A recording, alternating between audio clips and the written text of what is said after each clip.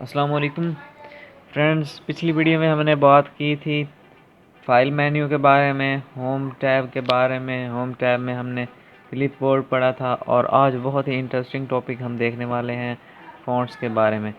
तो फ़ॉन्ट्स का दरअसल काम क्या होता है? तो फ़ॉन्ट्स जो होते हैं ना, दरअसल हमारे लिए हम एक वर्ड को, एक लफ्ज़ को मुख्तलिफ़ अंदाज में लिख सकते हैं। ठीक है, मुख्तलिफ़ स्टाइल्स में लिख सकते हैं। ये आपके सामने मैंने अपना एक डॉक्यूमेंट खोला है, तो इसमें देखें मैंने यहाँ पे आपको शो करवाया कि मैंने यहाँ पे हीट ट्रांसफॉर्मेशन, ये मैंने माइक्रोसॉफ्ट वर्ड में ही क्रिएट किया है। और इसको मैंने देखें यहाँ से ब्लीडिंग क्रियो वाला फ़ॉन्ट इस्तेमाल किया है। तो उसके अलावा इसको मैंने वाइट कर दिया है, तो फ़ॉन्ट का कलर वाइट कर दिया। और उसके अलावा ये आगे देखें, यहाँ पे भी मैंने वही फ़ॉन्ट लगाया है, आगे मैंने फ़ॉन्ट चेंज कर दिया, यहाँ पे भी फ़ॉन्ट चेंज किया है। मतलब दोस्तों कि आप जो है ना, इस तरह अपने डॉक्यूमेंट में फ़ॉन्ट की चेंजिंग करके आप अपने डॉक्यूमेंट को चार चांद लगा सकते हैं। ये बहुत इंपॉर्टेंट फ़ॉन्ट है, ये इंग्लिश ओल्ड इंग्लिश फ़ॉन्ट, तो ये बहुत ज़्यादा इम्पोर्टेंट है, बहुत प्यारा फ़ॉन्ट है। तो मतलब ये है कि फ़ॉन्ट्स के बारे में आज हमने पढ़ना है कि हम अल्फाज को मुख्तलिफ़ अंदाज में कैसे लिख सकते हैं। तो लेट्स स्टार्ट। पिछली वीडियो में हमने देखा था एक फंक्शन रैंड, RAND। तो इसको आज हम इसके ऊपर हम अप्लाई करके देखते हैं वन बाय वन के हमने ये फ़ॉन्ट्स डायलॉग बॉक्स में कैसे अपने डॉक्यूमेंट को एडिट करना है। तो सबसे पहले हमने जिस चीज़ को एडिट करना होता है, जिस लाइन को, जिस पैराग्राफ को, जिन वर्ड्स को हमने एडिट करना होता है, उनको हम सबसे पहले सिलेक्ट करते हैं। सिलेक्ट करने के बाद ये हमारे पास होते हैं फ़ॉन्ट्स। तो फ़ॉन्ट्स को आप शॉर्टकट की भी इस्तेमाल कर सकते हैं, Ctrl+Shift+F। तो मैं यहाँ से ये डाउन एरो प्रेस कर रहा हूँ। डाउन एरो प्रेस करके यहाँ पे आपके पास फ़ॉन्ट्स आ जाएंगे, मुख्तलिफ़ फ़ॉन्ट्स जो आप अपने जो है डॉक्यूमेंट में अप्लाई कर सकते हैं। तो ये वर्ड की तरफ से कुछ ऑटो भी होते हैं और कुछ जो है ना नेट से डाउनलोड करने पड़ते हैं, तो वहाँ से डाउनलोड करना भी बाद में हम बात करेंगे उसके ऊपर। लेकिन आज के वीडियो का मकसद ये है कि आप अपने थ्रू जो है ना फ़ॉन्ट्स अप्लाई करके अपनी वीडियो को चार चांद लगा सकते हैं। तो अब ये फ़ॉन्ट्स वगैरह आपको, यहाँ से मैं फ़ॉन्ट अप्लाई कर रहा हूँ कोई, तो ये आपके सामने मैंने कोई फ़ॉन्ट अप्लाई कर दिया, ये देखिए। अब मैंने इसके ऊपर फ़ॉन्ट अप्लाई कर दिया। तो अब उसके बाद ये हमारे पास इस डायलॉग बॉक्स का काम मतलब क्या हुआ कि हम इसमें से फ़ॉन्ट्स को अप्लाई कर सकते हैं। उसके बाद अगला हमारे पास एक बॉक्स आता है फ़ॉन्ट साइज़ का। ठीक है, फ़ॉन्ट साइज़ का मतलब क्या होता है कि छोटा बड़ा, हमने उसका फ़ॉन्ट को बड़ा करना हो, छोटा करना हो, तो ये इसके अलावा यहाँ से भी हम बड़ा कर सकते हैं। ड्रॉप डाउन लिस्ट ओपन हो जाएगी, यहाँ पे एरो क्लिक करेंगे तो ड्रॉप डाउन लिस्ट ओपन हो जाएगी, इसके थ्रू भी ये बड़ा कर सकते हैं। और उसके अलावा यहाँ पे हमारे पास दो increase font size and decrease font size, ये हमारे पास दो ऑप्शंस दिए गए हैं। तो इनके ऊपर क्लिक करके भी हम जो है ना बढ़ा और कम कर सकते हैं अपने फ़ॉन्ट्स के साइज़ को। तो उसके बाद हमारे पास होता है चेंज केस, कि हम अपने जो हमारे पास सेंटेंस लिखा हुआ है उसका हम केस चेंज करें कि लोअर का सारा हम छोटी ABC में लिखें, सारा बड़ी ABC में लिखें, या कैपिटलाइज ईच वर्ड के हम हर लफ्ज़ का पहला हरूफ बड़ा लिखें।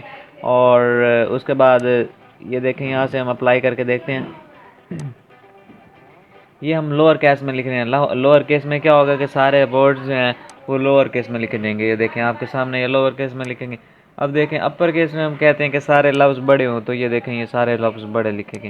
उसके बाद अगर हम यहाँ पे कैपिटल ईच वर्ड के हम चाहते हैं कि हर वर्ड का पहला लफ्ज़ जो है ना वो बड़ा हो, तो हम इसके ऊपर क्लिक करेंगे। देखें आपके सामने ये इसका भी P बड़ा हो गया, Y बड़ा हो गया, P बड़ा हो गया, WY। तो इस तरह ये सारे इसके पहले हरूफ बड़े हो गए। उसके अलावा टोगल केस क्या होता है, टोगल केस में होता है कि पहला हरूफ छोटा हो जाए और बाकी सारे बड़े हो जाएं। तो हम इस तरह जो है ना अपने डॉक्यूमेंट को सिलेक्ट करके उसके ऊपर ये अप्लाई करेंगे तो पहला हर्फ छोटा हो जाएगा, पहला लेटर छोटा हो जाएगा और बाकी सारे बड़े हो जाएंगे। तो इसका काम तकरीबन यही था।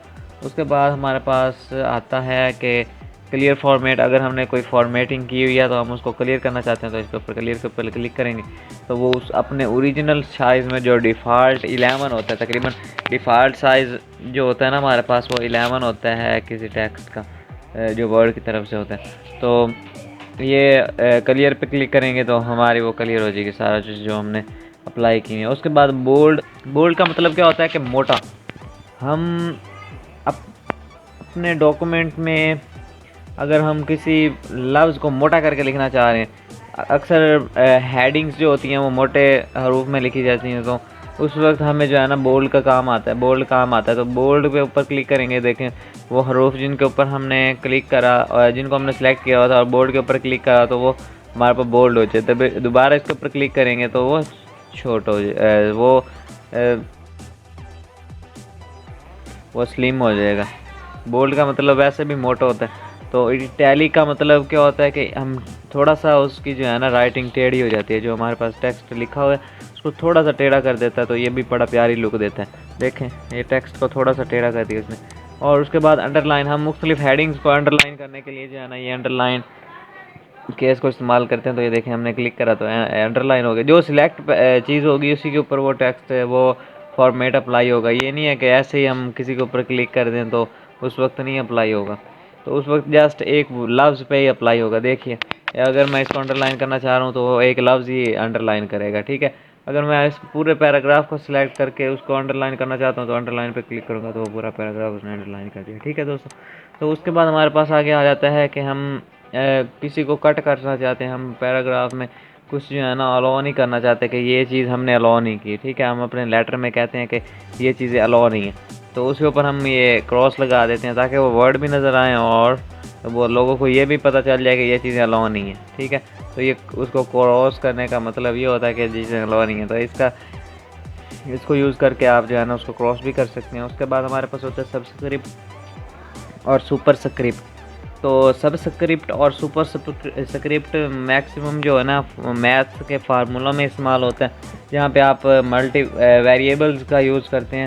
वेरिएबल्स फॉर एग्जांपल x है तो x में आप x2 x1 x2 आप इस्तेमाल करते हैं। तो x2 ये मैंने लिखा है, तो इसमें देखें उसने सबस्क्रिप्ट अप्लाई कर दिया। सबस्क्रिप्ट का मतलब है हम नीचे x के नीचे जो चीज़ लिखते हैं, ठीक है, जो हमारे पास गिवन लेटर होता है अगर हम उसके नीचे लिखना चाहें तो इस तरह। और अगर हम उसको दोबारा जो है, उसके बाद हमारे पास एक और सुपर स्क्रिप्ट होता है। तो सुपर स्क्रिप्ट का मतलब क्या होता है कि हम किसी वर्ड की पावर लिख रहे हैं कि उसकी पावर कितनी है, तो उसके पावर के लिए सुपर स्क्रिप्ट इस्तेमाल करेंगे। इसके ऊपर क्लिक करेंगे और जो हमने पावर लगानी है वो लगा देंगे, ठीक है। उसके ऊपर दोबारा क्लिक करेंगे तो नॉर्मलाइज हो जाएगा। तो उसके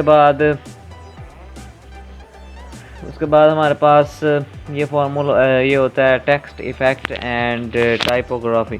तो टेक्स्ट इफ़ेक्ट एंड टाइपोग्राफी में क्या होता है कि आप इसमें भी मुख्तलिफ फॉर्मेटिंग कर सकते हैं मुख्तलिफ कलर्स में। ये देखें यहाँ पे आप ब्लैक थोड़ा सा एक बड़ा प्यारा लुक दे रहा है, ठीक है। तो उसके बाद यहाँ पे ब्लू शेड दे सकते हो, यहाँ पे आप ऑरेंज शेप दे सकते हो। उसके अलावा ये ब्लू आउटलाइन विद जो है आउटलाइन उसकी ब्लू है लेकिन इनर फील जो है वो वाइट है। तो इस तरह मुख्तलिफ जो है ना आपके पास ये टोपोग्राफी है, ठीक है, इसको आप अप्लाई कर सकते हैं। उसके अलावा अगर आप आउटलाइन को कलर को देना चाह रहे हैं तो उसकी आउटलाइन को जो लफ्ज़ आपने लिखे हैं उसके आउटलाइंस को कलर भी दे सकते हैं। तो उसके अलावा ये शेडो प्रोड्यूस कर सकते हैं कि आप उसका साया बनाना चाह रहे हैं, कोई सी लफ्ज़ का बड़ा प्यारा लगता है ये साया भी बनाना। तो ये देखें, अब ऊपर वाले टेक्स्ट को देखें और इसको देखें तो इन दोनों में काफ़ी जो है ना आपको फ़र्क नज़र आ रहा है। तो इससे आप शेडो भी क्रिएट कर सकते हैं। उसके बाद रिफ्लेक्शन आपने बनानी है, डाउनवर्ड बनानी है, एक उल्टा करके उसको इन्वर्ट करके बनानी है। तो इस तरह इसके मुख्तलिफ जो है ना ये व्यूज़ हैं।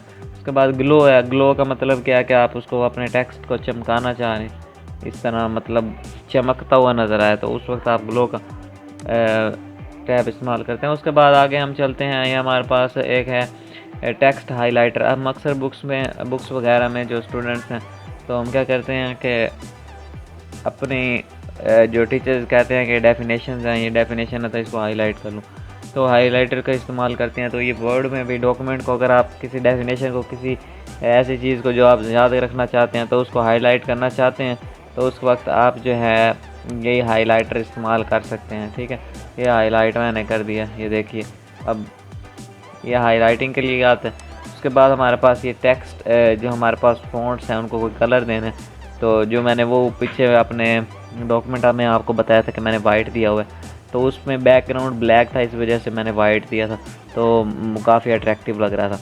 तो अब यहाँ से आप इसी तरह मुख्तलिफ़ कलर्स दे सकते हैं अपने, और उसके अलावा अगर आप ख़ुद से कोई कलर क्रिएट करना चाहते हैं तो वो भी आप यहाँ से जो है ना, आपके पास मल्टी कलर्स दिए गए हैं। ठीक है, यहाँ से कोई भी कलर अपनी मर्ज़ी का चूज़ कर सकते हैं। उसके बाद एक और छोटा सा पॉइंट है कि ग्रेडियंट आप इस्तेमाल कर सकते हैं। ग्रेडियंट का मतलब क्या होता है कि कहीं से आपको दरमियान से चाहिए, मतलब आपका डार्क हो और साइडों से लाइट हो, तो इस तरह का जो है आप इफ़ेक्ट अगर चाहते हैं तो वो भी आपको इसके यूज़ से मिल जाएगा। देखें अब यहाँ से ये डार्क हो गया, इधर दूसरी साइडों से लाइट हो गई, तो बड़ा प्यारा सा इफ़ेक्ट बन रहा है। तो दोस्तों आज तक यही वीडियो थी, उम्मीद करता हूँ आपको वीडियो बहुत अच्छी लगी होगी। तो अगर वीडियो अच्छी लगी है तो वीडियो को लाइक तो बनता ही है, और अगर ऐसी वीडियोस दोबारा देखना चाहते हैं तो मेरे चैनल को सब्सक्राइब कर लें। शुक्रिया, अल्लाह हाफिज़।